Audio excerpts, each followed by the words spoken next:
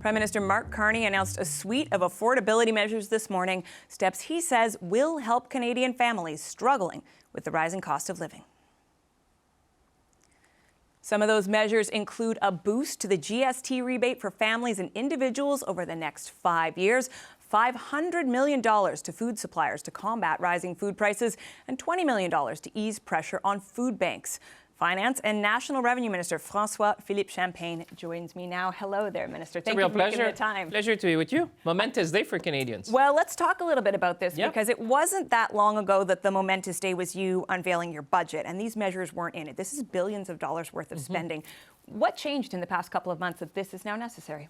Well, it's both a boost and a bridge. You know, what we heard from Canadians, and it's been front and center, is affordability is the key concern. You know, people are concerned about the end of the week, the end of the month. And food is something, Catherine, you face almost every other day or every week. And we know that if you look at the type of things that people are concerned the most is really shelter and food. So we try to look at, if you look at a family budget and say, well, it's food, it's shelter, it's car loans, it's what you have in terms of cell phone bills, student loans. So we've been trying to take a comprehensive approach and say, okay, Canadians understand that we have a vision to 2030. You know that Prime Minister was in Asia, we went to the Middle East, went in Europe. We see these investments, we're going to grow the economy, bring $1 trillion of investment. So this is good. But folks are saying, well, that's great. You know, we get the bridge to 2030, but what about now? And that's where we say, okay, we're going to boost that, because if you look at the excess food inflation, it's about $782 since 2020. So we say we're going to give a boost so people are going to be whole this year.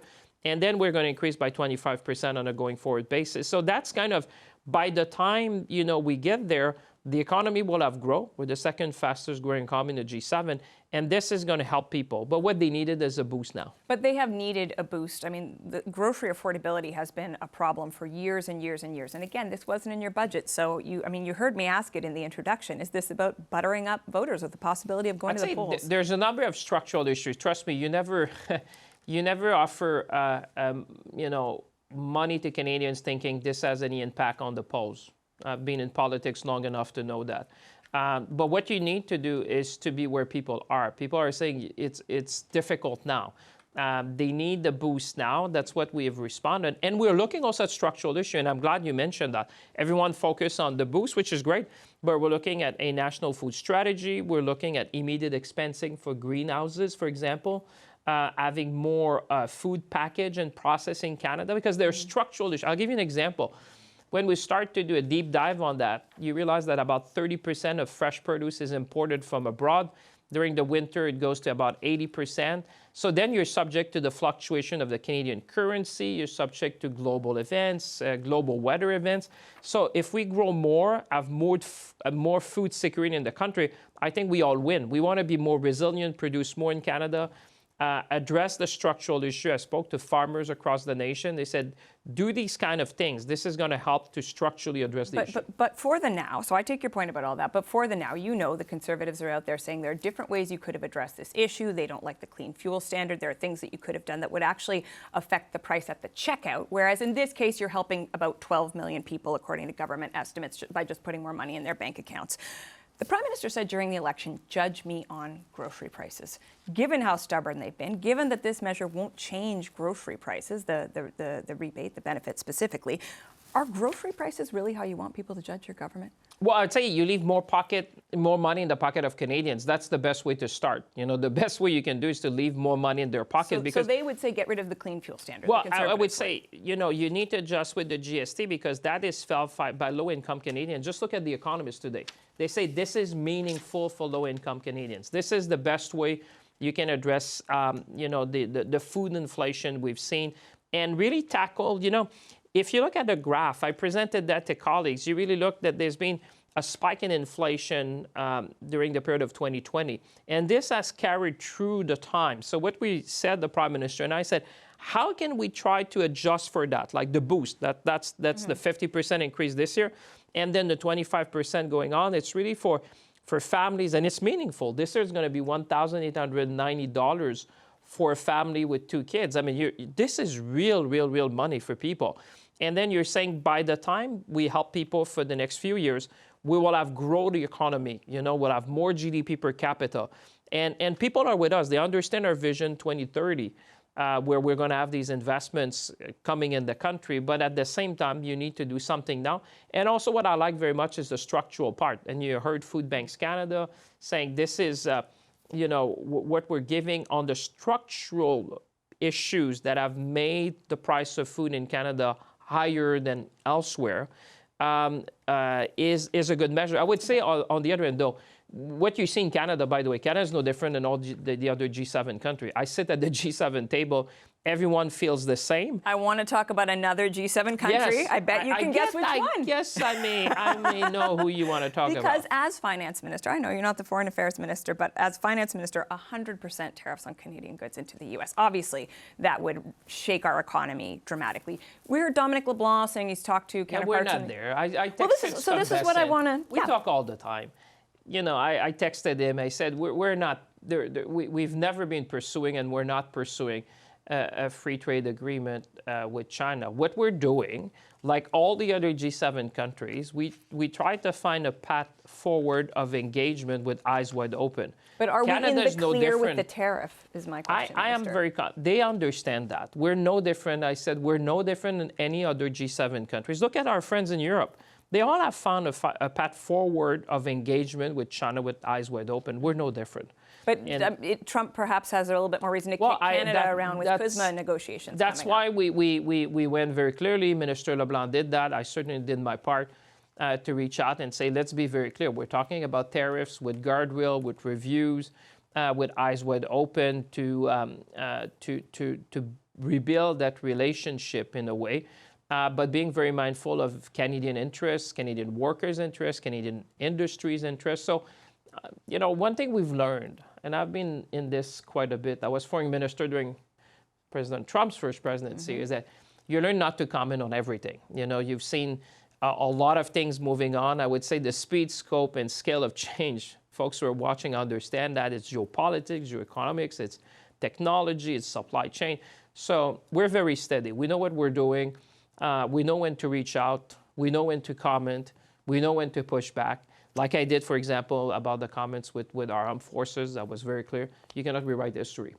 And so we've been very forceful when we need, but we don't need to comment on everything. I want to close on a domestic note. Mark Carney's speech in Quebec City last week, you obviously as a Quebec MP are aware of some of the pushback to that speech. And I'm not just talking about the Parti Québécois, but specifically what he said about the Plains of Abraham. Do you endorse Mark Carney's language calling the Battle of the Plains of Abraham as the start of a partnership between English and French? Would you say that as well? I would say he was talking about the uniqueness that we have gone a long way as a country and talk about Canadian unity. I think that was the central theme that he was trying to talk about is Canadian unity. Did he maybe muddle the message a bit? He provided a perspective from where we started and where we are today. And I will tell you why this speech was important, Catherine, is that at a time where there's so much disruption, there's so much uncertainty, the Canadians feel the need, I would think, to have a leader which is steady, with a vision, talking, we're going to unify, we have a way forward, we're going to do this together. There's no time, and you've seen in Quebec, there's talk about referendum and all that. This is not the type of things we need now. Canadians need to be reassured. They understand how the world is fragile now. We need to unify. We need to work together. But does the Prime Minister have to be the leader of the No campaign, which was the suggestion from the leader of the PQ this weekend? The referendum's begun, and the Prime Minister's leading the parade for the No campaign. Well, you would expect, one of the first duty of a Prime Minister is to ensure national unity. And I think Canadians are reassured by this Prime Minister. Serious. On the world stage, you've seen his Davos speech everyone was talking about. He said out loud what people were thinking. And therefore, I think that talking about national unity, what we can do as a country, there's a lot going on, but we'll be okay. We'll be okay as a nation. There is definitely a lot going on. Appreciate you taking the time, Minister, to talk to us about it. Always a pleasure. Thank you very much. Finance Minister François-Philippe Champagne. We're announcing that our government is launching the new Canada's Groceries and Essentials benefit. This will deliver hundreds of dollars more into the bank accounts of more than 12 million Canadians. Prime Minister Mark Carney announcing new affordability measures as Parliament is back after a 6-week winter break. Carney says he intends to keep Parliament in session amid speculation of a snap election. You can't draw that conclusion at all. Tell me that. Well, of course we're not. We're not. We're focused on results for Canadians. We're working through parliaments to get results for Canadians. We are securing trade deals around the world for Canadians, for the future of Canadians. As the House of Commons gets back to work, Liberals and Conservatives are making the same plea to each other to work together. MPs will have a busy agenda before them this winter and this spring. Canadians expect no less than for parliamentarians to get to work and pass the Carney Plan. We are calling on the government to work cooperatively, to respect the mandate that the Canadian people gave them in the last election, and work with us on things that will provide tax relief, that will address the Liberal-caused affordability crisis, that will accelerate the trade deals that were signed by Justin Trudeau. It's important to remember that Mark Carney has not brought before Parliament a single new trade deal. Time for the Power Panel. Vandana Qatar was an advisor to former Prime Minister Justin Trudeau. Brad Levine is a former national campaign director for the NDP. And here with me in studio, Kate Harrison is a Conservative political analyst, and Rob Russo is Canada correspondent for The Economist. Rob, I'm going to start with you. Everybody's talking about cooperating, but it sounds like it's still a little punchy. What's your sense of how much better folks might get along this time around? Well, I think we should applaud what we hear. The country's facing some very serious challenges, internally and externally. It would be, I think, heartening for people to hear that they might work together on common solutions. Nobody expects them to drop the sort of Queensberry rules that are Westminster inherent to Westminster parliaments. But I think it's a recognition of a couple of things. We face these serious problems. I also think it's a recognition of the fact that should the Conservatives adopt a more statesman-like tone, it might have long-range benefits, not just for the country, but for them as well. They did very well in the last election. They were prevented from winning, I think, because people didn't seem to consider, particularly Mr. Poilievre, as somebody who took the job seriously enough, given the serious circumstances we were facing. There's an indication that he's evolving. I would not call it a pivot, but certainly evolving in his posture. Just simple things like saying, we want to help on the U.S. file. I think that's an interesting thing for a Conservative leader to say at this particular moment. I think it's a recognition of how serious our problems are. It would be interesting to see if that endures past the leadership review next week. Is it going to, Kate? Look into your crystal ball. I have a hard time doing that 7 days out, thinking about what's just happened in the last 72 hours. But I think Rob raises some good points in terms of the Conservatives' dynamics, in terms of trying to approach this Parliament with a more collegial and cooperative and solutions-oriented manner than I think their critics would say might have been missing in the past. That doesn't mean that they're not going to point out where government legislation could be improved. I think that's a natural course of how Parliament should work and function. But we're going to talk about groceries. There are a lot of breadcrumbs still being left by the Liberals, I would observe, in terms of leaving themselves open to the prospect of pulling the plug and having an early election. I think the GST boost today is one of those considerations. The Prime Minister had a very well-manicured advertisement come out about Buy Canada policy over the weekend, and that caught some attention as well. So even the framing of it as the Carney Plan, I think, is a bit of a nod to an election time environment. So I think that, if this government wants to proceed in Parliament, if they continue with their current agenda, I think that there is room for the parties to find common ground and cooperate and move things along together. But ultimately, they will be the ones who decide if they want to test test the voters in terms of whether or not they should maintain government status. Kate has thrown down the gauntlet with breadcrumbs as our food-related puns over the course of this section of the Power Panel, so you've all been warned. Vandana, I do want to ask you, what makes the most sense for the Liberals right now? Obviously, Mark Carney's feeling pretty good after a Davos speech that was widely regarded. As I pointed out at the beginning of the show in my interview with the finance minister, there's this urgency around these affordability measures, but they weren't in the budget. There are things, these breadcrumbs, as Kate put it, that are things that could induce the government to, sort of roll the dice in the polls. What's your read? I don't think they're looking for an election. I think actually I was happily surprised to see this, mainly because when it comes to governments, leaders get caught up with APEC and NATO and G20 and traveling around the world. And the Prime Minister has been looking for new economic alliances, that you're focused so much on the macro that you forget that as much as Canadians are supporting these what he's doing, they are still worried about the everyday cost of living. They care about commuting to work. They care about signing up their kids for summer camps. So I think what this is showing that he can pivot from the macroeconomics to the microeconomics. I don't think, nor do I think it would be wise to think for them to go ahead with an election. One, Canadians aren't looking for that. I think also if they do have an opposition that can work with them to get things passed for affordability for Canadians, I don't think they would have the social license to do so, but I don't think they want to. I think Prime Minister Carney has a strong minority government. I think he's shown increasing support to Canadians. I also think he's someone who really prefers getting the job done and being in government. And it's not something that campaigning just for the sake of it to make a gamble of it would work out for him. Now, I do think if they were to go that way, it would prove well for him, but I just don't see them going this way at this time. Brad, Rob makes the case that perhaps in this moment for the country, a lot of people would likely want to see their political parties finding some common ground. That's probably always true, but especially in a moment where, Canada's sovereignty or economic well-being is being debated. But to be sort of like a bit politically cynical about it, privately, the NDP, are they thinking like, oh, this collaboration is not maybe so good for us? It sort of squeezes us out of the conversation that much more. No, listen, I know that, the years I worked for Jack Layton in minority parliaments, he made great progress in getting Canadians to look at him, talking about working in minority parliaments, getting things done for Canadians. I think it's been a tradition within the NDP.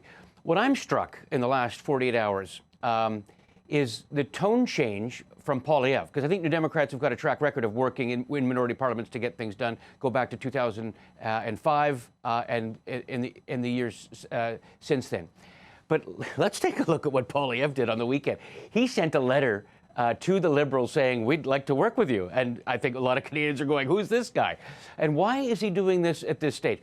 So I want to pick up on Rob's point. I don't know if it's a pivot or an evolution, but certainly this is a change in the tone for Pierre Poilievre. And I'm struck by its timing. Obviously, the Parliament's coming back today.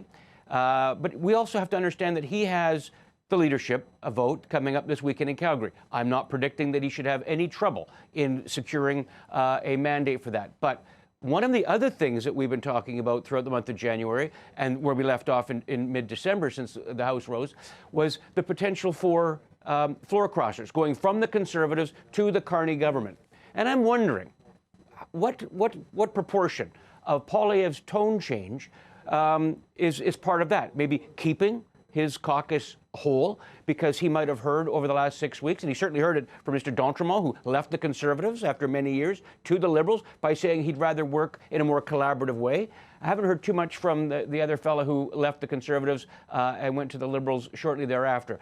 But I'm wondering how much of his strategy in the tone change, because it is, I think, notable, has to do with keeping maybe some of the people that are considering crossing the floor from the Conservatives to the Liberals, keeping them in the tent by striking a much more positive tone that we've heard Conservatives wanting out of Mr. Poilievre.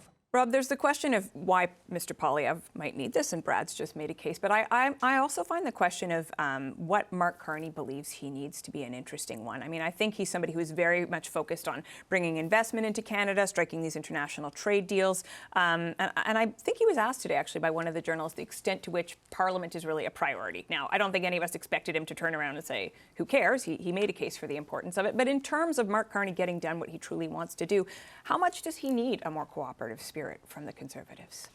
Well, I think he needs it, but if we're going to swim in cynicism, allow me to dip a toe.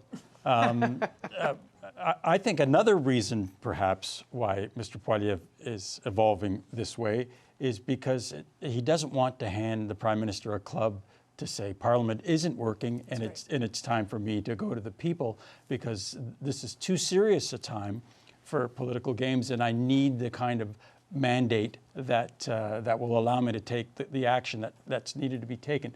If you ask pollsters what Canadians are looking for right now, over and over again, every pollster will say it's stability. People are scared, and so they're looking for stability. So Mr. Poilievre is trying to remove that cudgel from the fist of Mr. Carney, I suppose, by doing this as well. In terms of what he's doing, I found it interesting because Conservatives are often saying that Mr. Carney steals from them. This is a bit of a page lift from Conservatives.